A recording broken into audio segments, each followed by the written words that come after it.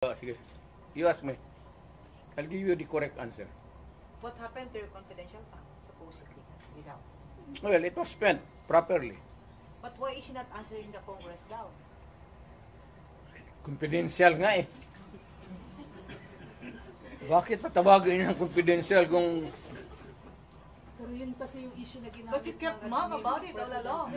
Hindi, lahat yan sila, pati yan si Martin Romualdez, wag binabot ng bilyon yan. Kaya, mausapan lang naman.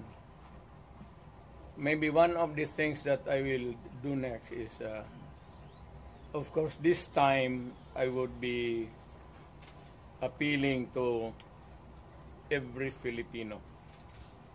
Lahat na. Once and for all. Buhay man yung kuwa, hindi man nasunog ang building nila, pero lang kung sunog